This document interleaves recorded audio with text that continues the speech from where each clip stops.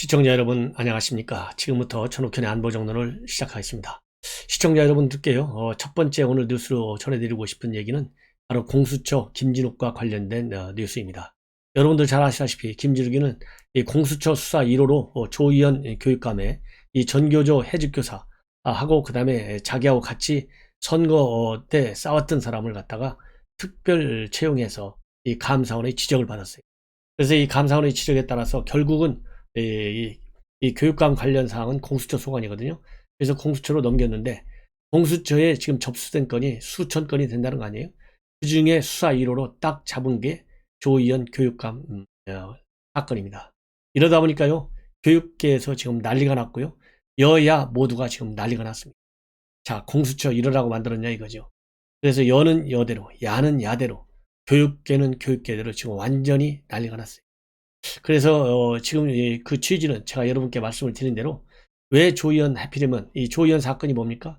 이 전교조 이 해직교사 4명하고 그 다음에 자기하고 경합관계에 있었던 교육감 선거 과정에서 있던 사람을 특채한 거예요. 이 특채할 때 위원회 구성도 자기 비서실장이 잘 아는 사람을 갖다가 위원회 구성을 했는, 그것이 이제 또 하나의 이제 불법이고요. 그 다음에는 이제 부교육감이라든가 국과장들이 전부 반대했어요. 그럼에도 불구하고 이 반대가 하니까 아예 결재라인에서 이런 사람들을 아웃시키고 본인이 단독 결재해버렸어요. 이러다 보니까 이제 이것이 감사원 감사에 걸려서 결국 감사원이 경찰에 수사 통보를 하고 그 경찰에서 이제 공수처 넘겼습니다. 그리고 이 감사원에서도 공수처에 또 이 통보를 해줬어요. 그러니까 이제 공수처가 수사에 착수한 건데요. 왜 하필 이러냐 이거예요. 제가 어제 분석해 드릴 때 너무나 쉽고 단순하기 때문에, 이 김진욱이가 실력이 없다 보니까 이 어려운 일 할 수 있겠어요?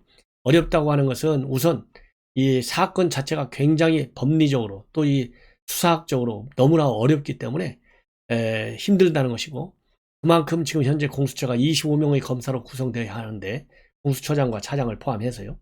그러니까 23명인데 13명밖에 되지 않아요. 수사관도 절반밖에 차지 않았어요. 이러니까, 그리고 이렇게 지금 현재 공수처에서 뽑아놓은 사람들 치고 특수수사 경력이 있는 사람이 있냐면 단 한 명도 없어요. 수사 경력. 이렇게 정말 빈약한 수사진을 가지고 공수처의 존립 의지에 맞는 수사를 할 수 있겠느냐? 없다. 단도직입적으로. 그러니까 어떻게 되겠느냐? 이제는 김진욱 공수처장을 바꾸든가 아니면 공수처를 없애버리는 길밖에 없다. 저의 판단이 그럽니다. 이럴 때는요, 다른 방법이 없어요. 돌고 돌아가야 아무 소용없습니다. 단순 명확한 방법이 있어요. 바로 공수처 없애버리는 거예요. 이런 공수처 국민 세금으로 왜 키워야 됩니까? 함량 미달의 그런 수사진, 수사관이나 검사, 우리 국민들한테 신뢰를 못 주잖아요. 이 정도 스펙 가진 사람들이 최고의 사실상 수사기관이나 마찬가지 아니겠습니까? 왜냐하면 이 나라에서 제일 센 사람들, 대통령, 산부요인, 그 다음에 판사, 검사, 이런 사람들, 그 다음에 경찰 경무관급 이상, 교육감, 이런 사람들을 수사하는 데가 공수처예요. 그래서 이제 권력 실세지만은 이 정치권의 인물들을 갖다가 공수처에서 수사를 해야 되는 거예요. 그런데 겨우 힘없는 교육계 인사를 갖다가 지금 수사 1호로 한다고 그러니까 난리가 난 거예요. 그래서 이 반응을 보면 안민석 의원 같은 경우에는요, 이러려고 공수처를 만들었나 자괴감이 든다.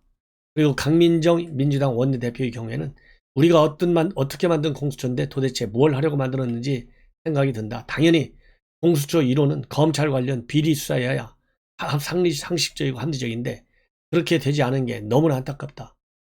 그리고요, 이 좌파 이 교육감들이 거의 진보 좌파 인사들이잖아요. 이 경기도 교육감 이재정 교육감도요, 이 강력히 공수처를 비판하고 있어요. 공수처를 만든 목적이 고위공직자가 법을 어긴 중대범죄인데 어디서도 중대범죄라는 것을 납득할 수 없다. 이번 이 조의원 사건을 얘기하는 것이죠. 평생을 민주화와 사회정의 그리고 인권과 평화를 위하여 살아온 우리나라 사회학자 조 교육감이 공수처 1호 사건으로 입건된다는 것은 상상도 못했다. 야당도 비판하고 있어요. 이미 1000건이 넘는 사건을 접수받은 공수처가 굳이 이 사건을 1호 사건으로 낙점한 이유가 뭔지 궁금하다. 네. 조직 구성조차 제대로 하지 못했으니 복잡하고 거대한 다른 사건들은 다룰 능력이 없음을 고백하는 것이 아니냐. 조교육감 사건을 1호 사건으로 택함으로써 공수처는 조직 자체의 무능과 정치 편향을 스스로 공개한 것이다. 이렇게 비판하고 있습니다. 그리고 이 전국 교직원 노동조합 전교조 여기에서도 성명을 발표했는데요. 무소 불위의 권력을 휘두르며 법의 심판대에 서지 않는 검찰 권력을 심판하길 바란 국민의 기대를 저버린 것이다. 정치적 무권리 상태에서 고초를 당한 해직 교사를 특별 채용한 이를 1호 사건으로 선정한 공수처의 허탈감을 넘어 분노를 느낀다. 그리고 교총도요. 그 누구보다 깨끗하고 공정해야 할 서울교육의 수장이 제 의혹을 받고 권력형 비리를 다루는 공수처의 첫 수사 대상이 됐다는 것만으로도 유감스럽다. 그 결과에 따라 지고화를 막론하고 엄중한 조치가 뒤따라야 한다. 이런 성명을 내놨습니다.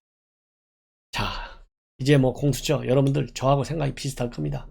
이런 이제 자격 미달에 김진욱이 그다음에 연국 차장 이런 사람들 앉아 있으니 참 갈 때까지 간 거죠, 대한민국. 이 정도의 수준이 현 정권의 능력에 상응해요.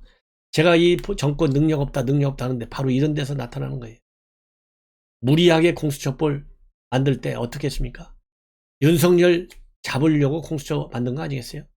사람을 타겟으로 해서 국가 기관을 만드는 이런 무능한 정권, 비전이 없는 정권이기 때문에 공수처를 만들어 놓고 이제 윤석열이가 아웃되고 애완견인 김문수를 갖다 앉히니까 공수처 있으나 마나잖아요. 어차피 검찰에서 다 걸러가지고 조사할 것도 안 하고 안 할 거는 안 하고 할 거는 더 안 하고 이러니까 공수처 넘길 만한 게 뭐 있겠어요? 없지요. 예. 그러니까 공수처는 이제 약발이 다 받은 거예요. 윤석열 총장이 아웃되면서 공수처는 존립 의미가 없은 거예요. 그러니까 이 공수처가 이 조희연 교육감 사건 1호를 하겠다. 이거를 대한민국 청와대에서 몰랐겠어요? 민정수석실에 다 올라갈 텐데 몰랐겠냐고요. 그런 의혹이 들잖아요. 합리적으로 보면 민정수석실에서 검찰과 그다음에 이 공수처에서 뭐 하는지도 모르고 앉아 있으면 그게 민정수석이 할 일입니까? 직무유기지. 갈 때까지 간 거예요. 그러니까 이제는 정부 여당의 입장에서도 공수처 존립 의미가 없는 거예요. 차라리 공수처 없애고 중대범죄수사청을 만들고 싶어 할 것이다. 이런 생각이 들어요. 자, 이제는 말이죠. 지금 여당이 난리가 났습니다. 지금 송영길이가 들어서고 나서 송영길이가 유일하게 홍영표, 우원식, 송영길 중에서요. 홍영표와 우원식은 친문에 가깝고 제일 강성 친문이 홍영표고요. 그 다음에 적절한 사람이 우원식이고 그 다음에 이제 좀 NT 문이 사실상 송영길이에요. 그러니까 최악수가 된 거예요. 그러다 보니까 지금 현재 송영길 청와대 이게 지금 만만치 않습니다. 정부와 지금 태풍이 불고 있다. 그리고 청와대가 굉장히 불편하게 생각한다. 그리고 송영길이는 결별을 선언했다. 많은 이야기들이 나오고 있어요. 왜 그렇겠습니까? 재보궐서의 참패가 가져온 결과다. 자, 이 재보선 참패하고 나니까 당심과 민심은 너무 떨어져 있구나. 이것이 모두가 느끼는 이 절박한 심정이에요. 딱 예외 친문 강성들만 그렇게 생각하지 않고 있어요. 그래서 친문 강성들은 언론개혁 검찰개혁 밀어붙여라. 지금 장관 인사도 밀어붙여라. 부동산 문제 뭐가 잘못됐느냐 그냥 밀어붙여라. 전부 다 밀어붙여라예요. 이 친문 강성들의 이 분위기를 그대로 담은 것이 문재인 대통령이 어제 발표한 특별연설문 내용에 그대로 나와 있다. 이렇게 보시면 됩니다. 그러면 왜 송영길은 걱정하냐? 그리고 이 온건파 의원들은 왜 걱정하냐? 내년 대선이 우려스럽고 그 다음 총선 마찬가지로 우려스럽다. 그러나 이런 민심을 담은 목소리는요 줄어들어요. 이러는 가운데 지금 리얼미터의 서울시당에서 의뢰해가지고요 이번 재보궐선거의 참패 원인을 분석했습니다. 한국 리서치입니다. 리얼미터가 아니고요. 한국 리서치.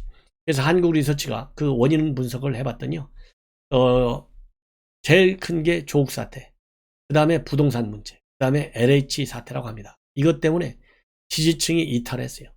그래서 이 이탈 그룹, 그 다음에 잔류 그룹 이렇게 이제 분류해서 투표 성향을 봤더니 이 오세훈 후보를 찍은 이 전향 투표자죠. 이런 사람들은 조국 사태를 보면서 부부가 애들을 저렇게 키웠구나. 그러면서 그들만의 리그가 있구나. 이런 박탈감을 보였다고 그러고 부동산과 LH 사태에 관련해서는 눈을 뜨면 몇 억씩 올라가고 평생 모아도 집을 살 수 없겠구나 하는 박탈감을 느꼈다는 겁니다. 그리고 이 지지를 유지한 그룹에서는요. 이 패배 원인, 수구 세력, 보수 언론, 이 외부에서 찾는다는 거예요. 그래서 어쨌든지 간에 조국 부동산, 그다음에 LH 사태가 직접적 원인이다. 그러다 보니까 어제 재선그룹들과 송영길 대표가 만나서 이 간담회를 가졌습니다. 이 간담회에서 장관 후보자 인사청문회 문제, 그다음에 야당의 법사위원장을 비롯한 7개 상임위를 주는 문제, 부동산과 관련된 민생 문제, 그다음에 차기 선거와 관련된 문제, 그다음에 이 경선 연기, 당의 진로, 이런 다양한 주제에 대해서 의견들이 나왔는데요. 결론은 내리지 않고 난상 토론이 벌어졌는데, 바로 어제 그제 있었던 의원총회에서 하지 못한 얘기들이 우수수 쏟아져 나왔다고 합니다. 특히 인사 문제에 관해서는 상당수가 임혜숙과 박준영이는 국민 눈높이에 맞춰야 된다, 이런 기류가 상당히 강했다고 그러고요. 부동산 문제도 이대로 갈 수가 없다, 이런 얘기. 그리고 특히 조국 사태와 박원순 것 관련해서 민주당에서 대선 전에 털고 가야 된다, 이런 얘기까지 나왔다고 그러고요. 초선 오적이라고 불렀던 이런 친문 강성들의 비판과 이 문자 폭탄에 관해서도 많은 의견이 나왔다고 합니다. 그리고 경선 연기론도 당연히 나왔죠. 이 다양한 의견들이 제시가 됐는데, 마침 송영길 대표의 경우에는 이 반도체 특위 참석 때문에 중간에 나갔다고 그래요. 그런데 이제 전반적인 분위기는 이렇게 되다가는 결국 대선에서 질 수도 있다라는 위기론에 상당히 빠져 있었다, 이런 내용이 나와요. 그래서 이렇게 되니까 결국은 이제 송영길이가 어떤 생각을 하느냐, 이게 중요한 거 아니겠어요? 일종의 송영길 대표의 입장문이잖아요. 이 송영길 대표의 입장문은 간담회에서 이제 발표가 됐는데, 뭐라고 되어 있냐면은, 첫째, 당이 중심이 돼야 되겠다 이거예요. 지금까지 청와대가 중심이었는데 이거 절대 눈뜨고 볼 수 없다. 이 얘기는 결국 뭐냐, 청와대는 대통령이 송영길한테 전화까지 걸었잖아요. 정무수석을 보내는 것만도 부족해가지고 못 믿어서 전화까지 해서 5분간, 그리고 바로 이어서 뭘 했습니까? 청와대에 몰래 초청해가지고 이 오찬까지 제공해 줬어요. 이 오찬까지 제공하고 그 다음에 전화까지 하면서 핵심 내용은 완팀이 되라. 청와대하고 당하고 완팀이 돼야 된다. 갈등으로 비춰지면 안 된다. 이 얘기는 결국 뭡니까? 갈등 비춰지는 게 개혁이잖아요. 개혁을 거부하지 말아라, 이런 얘기나 마찬가지예요, 청와대 요청이. 그런데 지금 현재 이 송영길 대표, 부동산 문제 고쳐야 되겠다, 세제 문제도 고쳐야 되겠다, 인사 문제 이대로 가서는 안 된다, 이런 입장을 표명하고 있어요.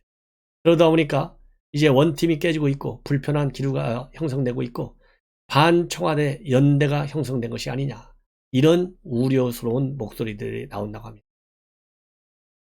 그러면 어제 이 간담회에서 송영길 대표가 어떤 입장문을 내놨냐? 청와대가 아닌 당이 중심이 돼야 한다. 그리고 부동산 사태의 원흉이 김상조인데, 김상조 정책실장이라는 소리가 있을 정도로 김상조는 내로남불의 극치였다. 그리고 여당 국회의원들을 향해서 청와대 정책실장이 항의하는 듯 하는 것, 이런 것부터 바꿔야 된다. 당이 중심이 돼서 대선을 해야 된다. 청와대가 명령하고 여당이 따라가는 식은 이제는 절대 안 된다. 그리고 우리가 임대차 3법을 만들면서 생각했던 목표와 다른 것들이 나타난 것처럼 부동산 분야에서도 돌이켜 반성해야 할 점이 많고 보완해야 된다. 시장 원리와 부딪혔을 경우에 실제 목표와 다른 결과가 나오게 된다. 이 얘기는 결국 뭡니까? 철저하게 시장 원리를 무시하는 사람이 문재인 대통령이잖아요. 이거 정책 기조 바꿔야 된다는 거예요. 한마디로 해서 문재인 대통령과 뜻을 달리하는 거예요. 문 대통령이 특별해서 뭐라고 그래요? 부동산 못 잡은 것이 한스럽지만은, 그렇다고 지금 가지고 있는 부동산 정책, 규제와 공급, 이거 틀린 게 하나도 없다, 밀고 나가겠다, 이렇게 얘기했잖아요. 반발을 하고 있는 거나 마찬가지예요. 그리고 인사 문제에서도 마찬가지입니다. 문재인 대통령 4주년 기자회견을 보면서 여러 생각이 들었다. 이 여러 생각이 들었다는 얘기는 뭡니까? 이 흠결을 잡는 것, 그야말로 검증 실패했다는 이런 지적, 문재인 대통령이 받아들일 수 없다, 분명하게 밝혔지 않습니까? 이러한 문재인 대통령의 시각에 관해서 동의하지 않는다는 얘기예요. 더군다나 문재인 대통령이 어제 이제 금요일까지 14일까지 보고서를 다시 보내달라, 이렇게 요청했잖아요. 홍 대표 아주 머리 아프게 생겼어요. 그러다 보니까 청와대에서는 지금 송영길 지도부를 굉장히 지금 불편하고 있다. 이번에 청와대 대통령이 말이죠, 7분간에 걸쳐서 인사와 청문회 얘기를 했는데, 이걸 보면 여당에서 야당에 대해서 정치 공세다, 발목 잡기다, 이렇게 야당을 비판해야 되는데 야당의 반대에 대해서 단 한마디도 안 하고 있고 제대로 대처하지 못하고 있다. 이런 불만이 벌써부터 나오고 있고, 더군다나 이렇게 송영길 대표의 이런 주요 정책과 인사 문제에 대한 발언뿐만 아니라요, 송영길 대표가 들어와서 지금 당 지도부를 인선을 했지 않습니까? 그런데 인선된 사람들이 대부분이 탈진문, 비문파에 속해, 그리고 이 중도 성향에 가까워. 이러다 보니까 청와대가 더 배신감을 느끼고 있다고 합니다. 윤관석 사무총장, 박완주 정책의장, 고용진 수석대변인, 이런 사람들이 친문이 아니다는 거예요. 그러다 보니까 지금 현재 청와대 같은 데서 친문 진영에서는 자기 사람만 너무 쓰는 것이 아니냐, 이런 비판들이 나오고 있고요. 그러면서 지금 현재 송영길 대표를 중심으로 해서 송 대표가 우원식 의원 지지층과 쇄신연대를 할 수 있는 가능성도 있다, 이런 언급이 나오고 있다고 합니다. 그래서 이 우원식 의원을 지지했던 윤우덕, 기동민, 이런 사람들과 굉장히 송 대표가 이런 사람들을 중시하고 있고요. 그 다음에 송 대표가 최근에 임명했던 전략기획위원장 송갑석, 그 다음에 대변인 이소영, 이런 사람들도 우원식을 지지했던 사람들이라고 합니다. 그래서 지금 현재 송영길 대표가 우원식 지지한 의원들하고 지도체제에 이렇게 딱 쇄신론에 힘을 실으면서 지도체제의 안정을 꾀하려는 것이 아니냐. 그래서 일종의 반강성 연대 기류, 즉 친문 강력파가 강성이잖아요. 이 강성들에 반하는, 강성들에게 반대하는 이런 연대를 형성하는 것이 아니냐, 이런 지금 비판까지도 나오고 있다고 그래요. 이러다 보니까 지금 현재 민주주의 4.0, 이게 대부분이 다 친문 의원들입니다. 친문 의원들 모인 게 민주주의 4.0이에요. 그래서 민주주의 4.0이 이번 금요일과 토요일 5월 14일과 15일 날 강화도 리조트에서 1박 2일 워크숍을 한다는 거 아니에요. 여기서 할 얘기가 뭐겠습니까? 송영길 선언을 하는 거예요. 사실상 송영길 이대로 둬서는 안 된다는 겁니다. 그래서 이렇게 갑작스럽게 이 워크숍을 하면서 대선에 준비에 들어가고, 그래서 친문 진영에서 신뢰할 수 있는 그런 사람을 잠룡으로 관리하자, 이런 결의를 하려고 민주주의 4.0이 느닷없이 워크숍을 하는 것이 아닌가 하는 생각이 듭니다. 자, 이제는요, 여론조사 또 하나, 제가 아까 좀 헷갈렸던 게, 이것은 리얼미터가 전국 17개 광역단체장 평가는 여론조사를 했어요. 그래서 총 8,500명인데요. 시도별로 500명씩 뽑아서 여론조사를 해봤는데 아주 충격적인, 아주 멋진 내용이 나왔습니다. 여러분들 한번 1, 2, 3, 4등 한번 얘기해 보십시오. 누군지. 너무 놀라지 마십시오. 1등이 이재명입니다. 51.9%. 2등이 김영록 전남지사예요. 자, 그러면 오세훈과 그 다음에 박형준 몇 등 갖겠습니까? 3등에 오세훈, 4등에 박형준입니다. 그래서 부산 같은 경우는요, 박형준 시장이 이거 앞에 일자 빠진 거 아니냐, 이럴 정도로 이 부산시 공무원들 사이에서 놀랬다고 그래요. 그러면서 이 부산시 공무원들이 굉장히 좋겠죠. 시정의 수장이 좋은 평가를 받으니 기분 좋다. 부산시정이 시민들로부터 좋은 평가를 받은 것이니 일할만 난다.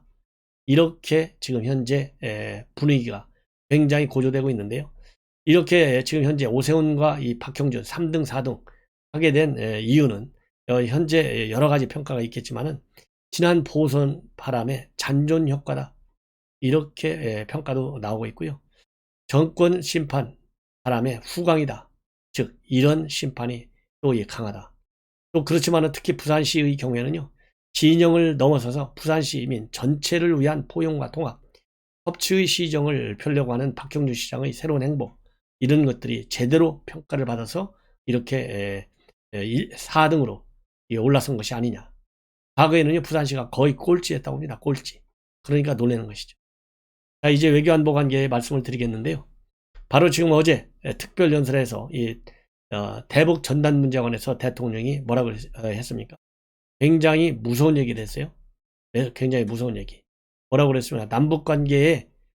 남북관계에 영향을 주는 그런 이 행위에 대해서는 절대 용납하지 않겠다, 이런 얘기를 했잖아요. 엄정한 법 집행을 얘기했어요. 그러다 보니까 이러한 엄정한 법 집행 얘기가 결국은 이 정상회담을 앞두고 있는 현재의 상황에서 보면 대통령의 이러한 발언이 완전히 잘못됐다. 이렇게 지금 현재 평가들이 나오고 있어요. 4주년 특별연설에서 구체적으로 인용을 해드리면 남북합의와 현행법을 위반하면서, 현행법이라는 건 뭡니까? 남북합의는요, 판문점선언, 평양선언 이런 걸 얘기하는 거예요. 현행법이라고 하는 것은 대북 전단 금지법을 얘기하는 거예요. 이런 법을 위반하면서 남북관계에 찬물을 끼얹는 일 결코 바람직하지 않다. 정부로서는 엄정한 법 집행을 하지 않을 수 없다는 것을 강조한다. 이렇게 얘기했거든요. 찬물 끼얹는 게 뭡니까? 전단 보내는 거잖아요. 이러니까 지금 현재 5월 20일에 한미 정상회담을 앞두고 이거 굉장히 실수한 거다, 대통령이. 왜냐하면 지금 미국 정부, 미국 의회, 바이든 포함해서 인권 문제를 굉장히 중시하고 외교 정책의 큰 기준치로 삼고 있어요. 인권 문제. 그래서 중국 인권 계속 때리고 있고 북한 인권도 마찬가지입니다.